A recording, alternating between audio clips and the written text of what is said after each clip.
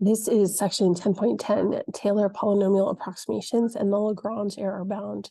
So we are going to approximate a function and its graph using the Taylor polynomial, and we will also obtain the Lagrange error bound for Taylor polynomial approximations.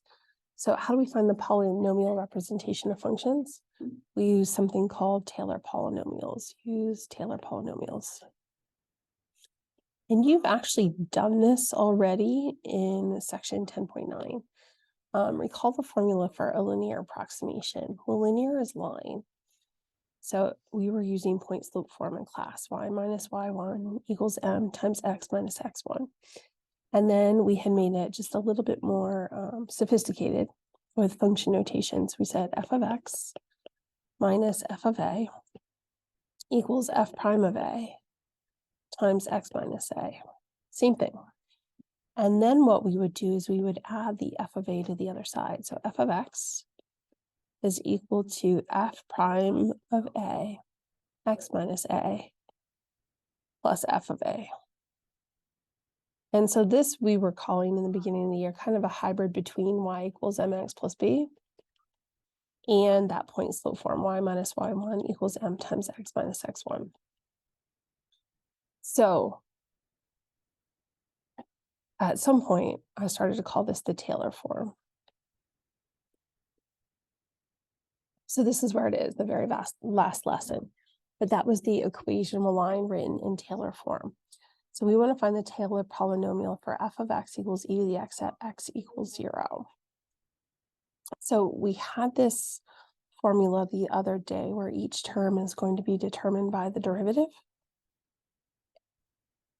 evaluated at that point, x minus a to whatever degree we're going to over n factorial. And we add all these together. So we need those derivatives. So f of x is equal to e to the x. And let's make ourselves some derivatives. Conveniently, these are all e to the x.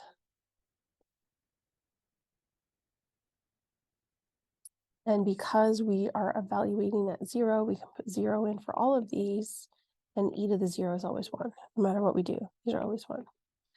So if I look at the terms, okay, so if I do this as a first degree polynomial, I only have that first term, which is 1. And then it's kind of x to the 0 over 1, so we don't bother writing that. If I do a second degree polynomial, it's 1 plus 1 times x to the first over 1 factorial. A third degree polynomial, actually I'm all wrong, this is 0, this is 1, this is 2. I'm off by my degrees. I was counting terms, not degrees. I have 1 plus x to the first plus 1x squared over 2 factorial. And third degree is 1 plus x plus 1x squared over 2 factorial plus 1x cubed over 3 factorial. So the more terms you have, the more accurate it is. And we've been discussing that for the whole unit. If I look at the bottom, here's what they're showing us, that e to the x is this curve, right? And if I approximate it with a first degree Taylor polynomial, that's 1 plus x, that's this red line. It's kind of the same, it's not kind of, it's exactly the same thing as the linear approximation, that if you zoom in enough right here, that line does describe the curve, but you have to be super zoomed in. So better than first degree is second degree. Okay, cool. So here's second degree. This red curve. Yep, that matches the blue e to the x even better, right? And then if I keep going, my third degree. So here's my third degree approximation, this red curve, and it matches e to the x pretty well. So the more terms you get, the better it is. So this one didn't tell us what degree to go to. Oftentimes they do. So example 2, find the Taylor polynomial without using a Taylor expansion. We are going to use that Taylor expansion.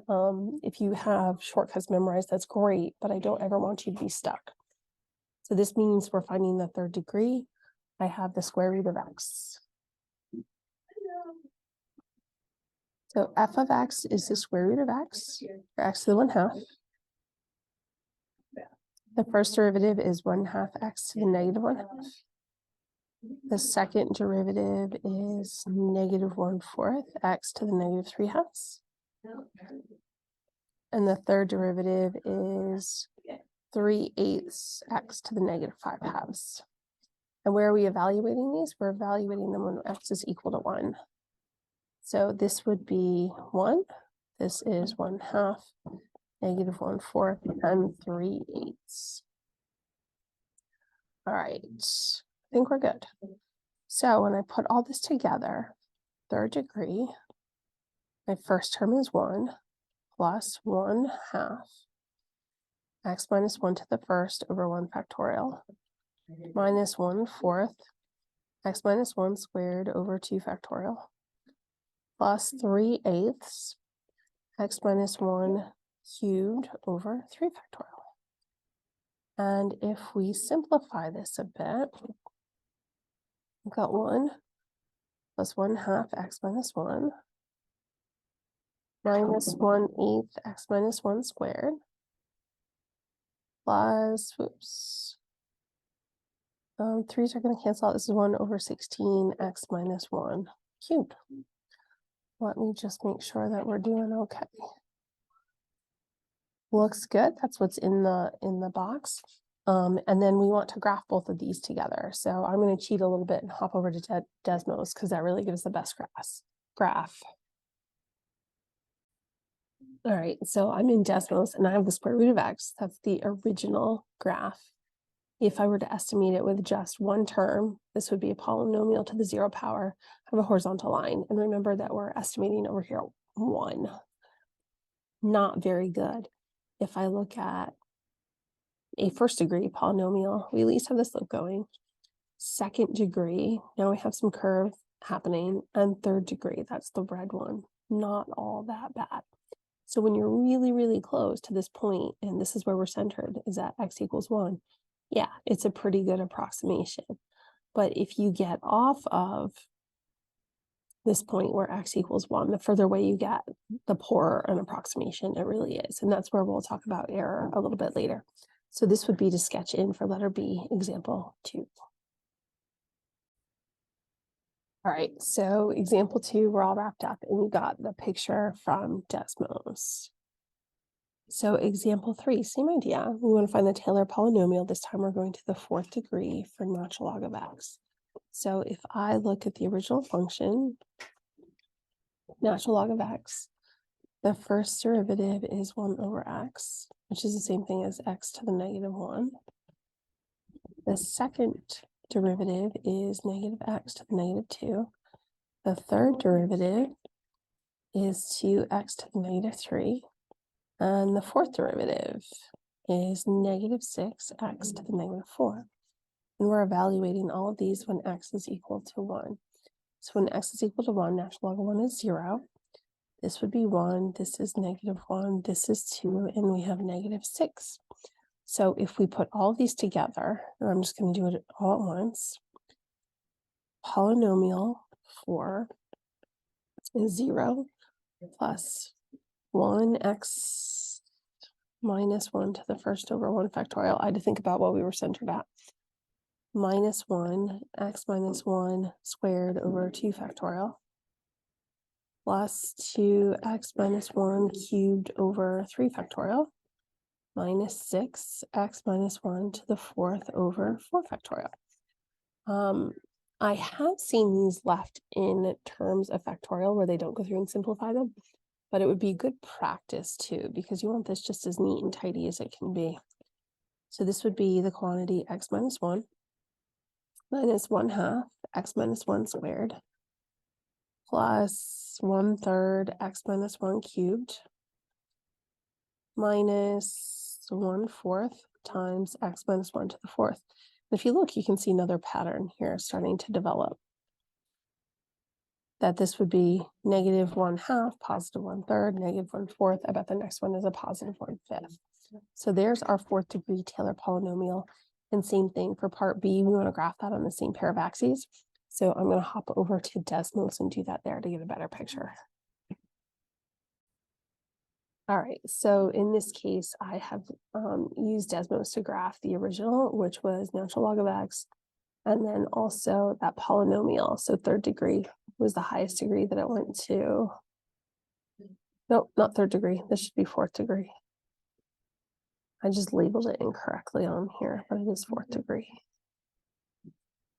There we go. And so here's the graph. And you can see that they match up pretty well here in the center. And specifically, if I look at the 0.10 where they are meant to be centered, yeah, anything in the vicinity or fairly close to 10 matches fairly well. And this is just visually. And the further away we get, the more it doesn't match.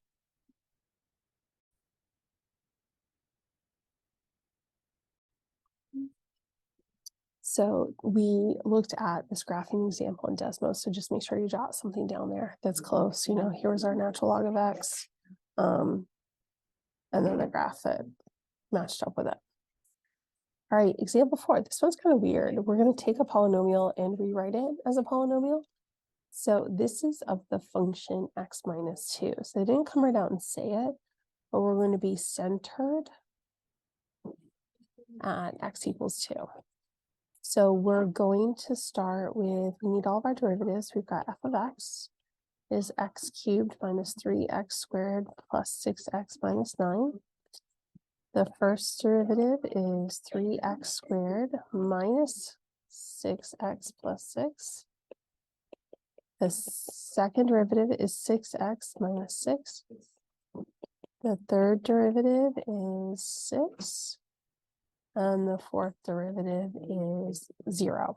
So we have the various derivatives, and we want to evaluate them at 2. So I'm going to cheat. This is 0. This is 6. This is 6.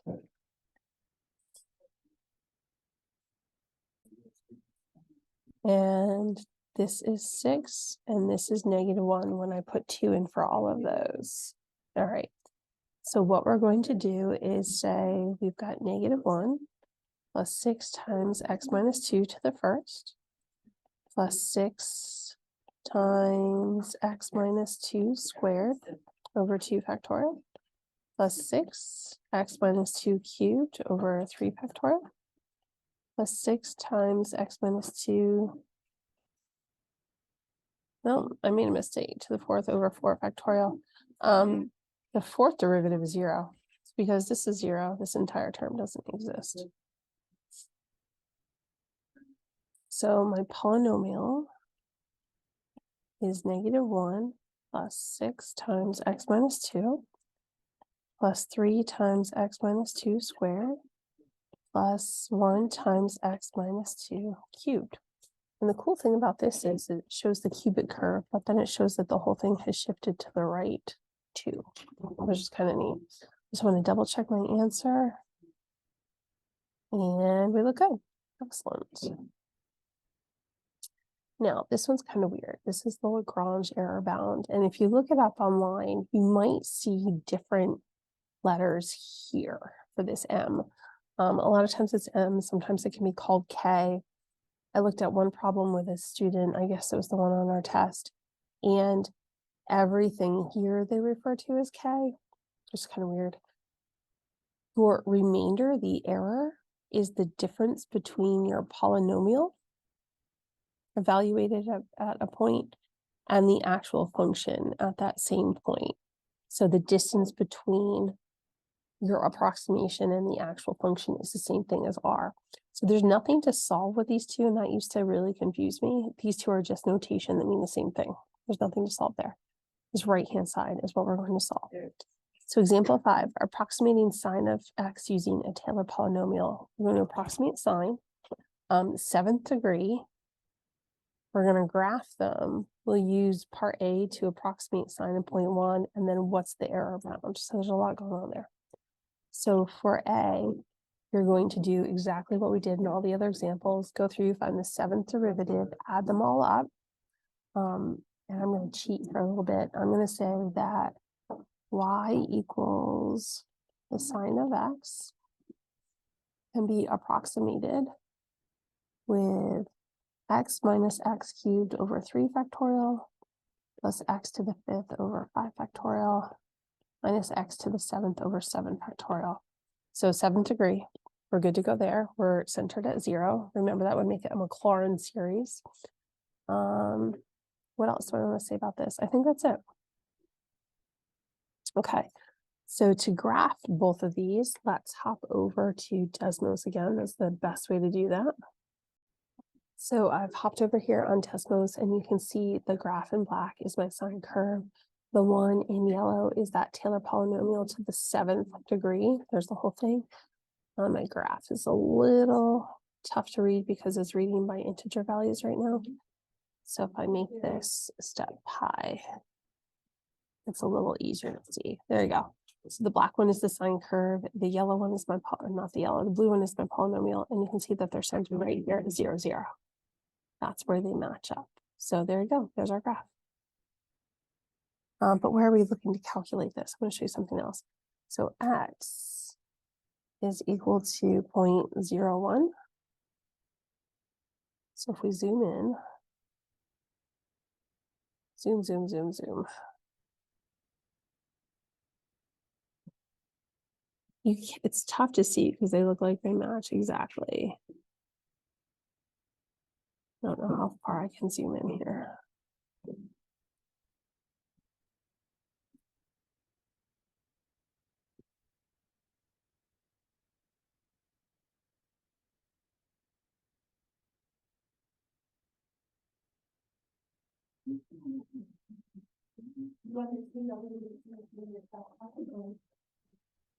All right, I've zoomed in pretty far. I think you can see that they match. So the polynomial is blue and the actual function is black, and they're still matching. So I'm down here, I've zoomed into, I'm at 100th.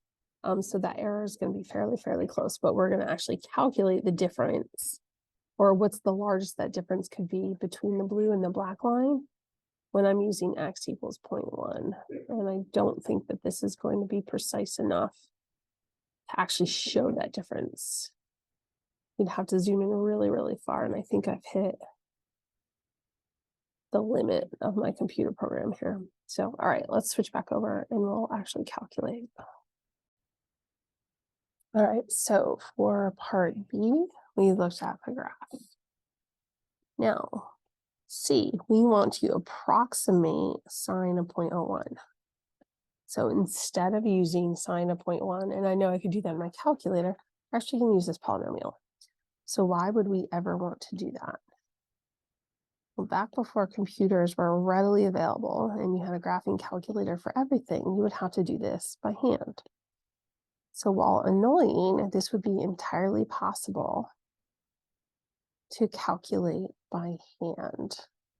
Sine, cosine, tangent, logs, all of those things have very specific values that are calculated.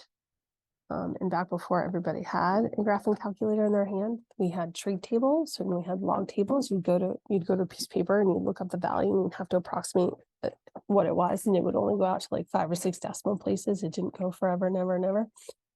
So this you could calculate by hand. So if I put 0.1 into my polynomial, I am going to come up with approximately 0.0998. If you remember, that's what was showing up on the Desmos where the two intersected. So that's the approximate value of sine of 0.01. Now, I want the Lagrange error. So, okay, found the approximation, but how good of an approximation is it? And that's where we're going to use this. So that remainder, or the difference between the function at 0.1 and the approximation at 0.1 cannot be any bigger than the following. So this x minus a piece is 0.1 minus where it's centered, which is 0. And then we always go, see how this is n plus 1? You go to the next higher derivative. So for 7th degree, we're going to go to the 8th power, and this is 8 factorial.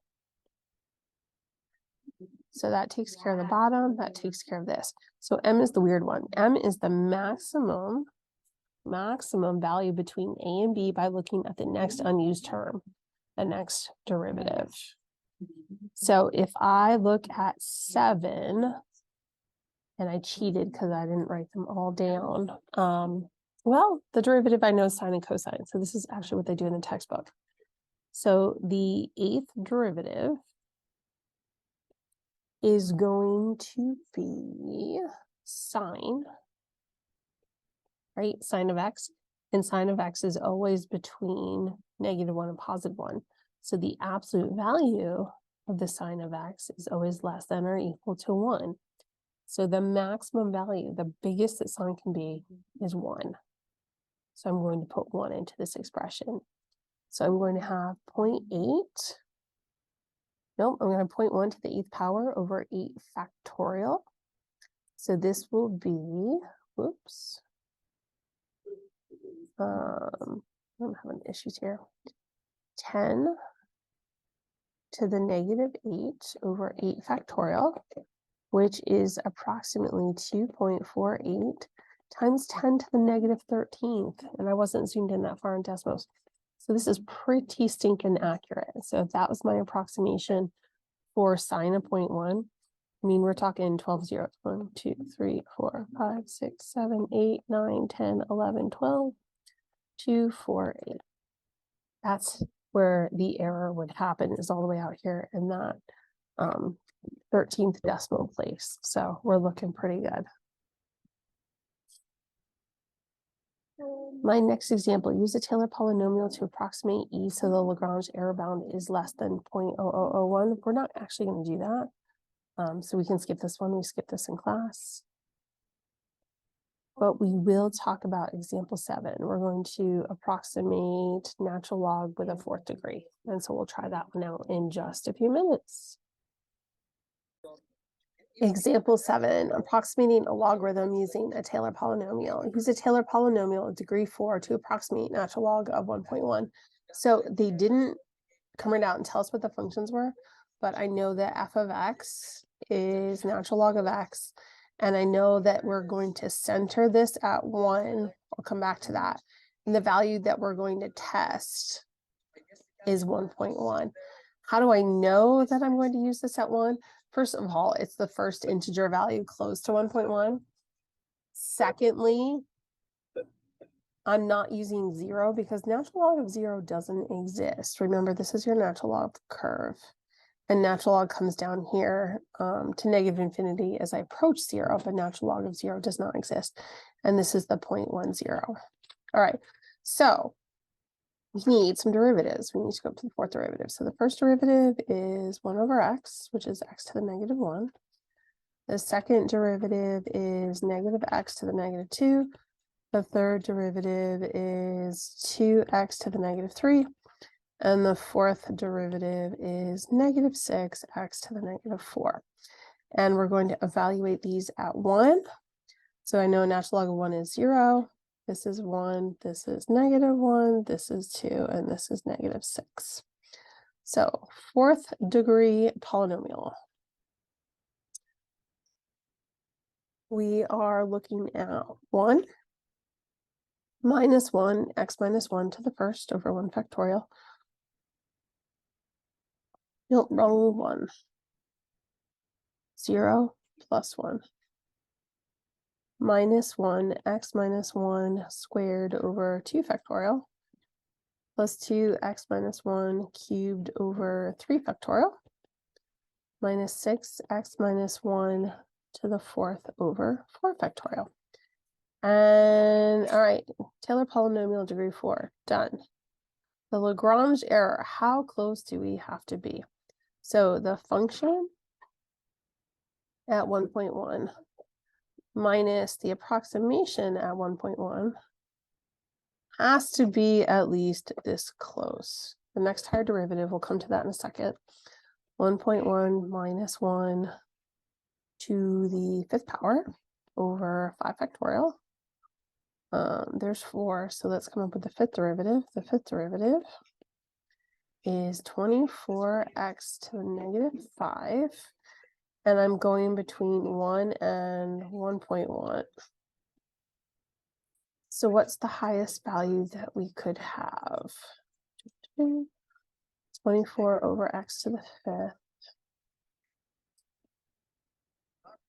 is going to get really small really fast.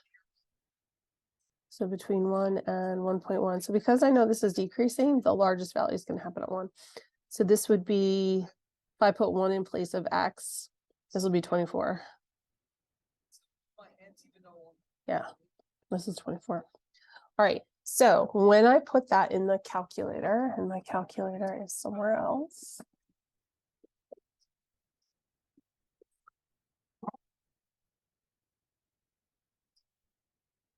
Hold, please. So in my calculator, this is going to wind up to be 2 times 10 to the negative 6. So the error between the approximation and the real thing has to be less than this. So this is 0.0000052. Okay. So pretty close. You want to know how accurate is your approximation, and that's what's happening here. There you go, my friends. That is the end of Unit 10. That's it. You made it. So we've learned a lot this year. Keep up the great work.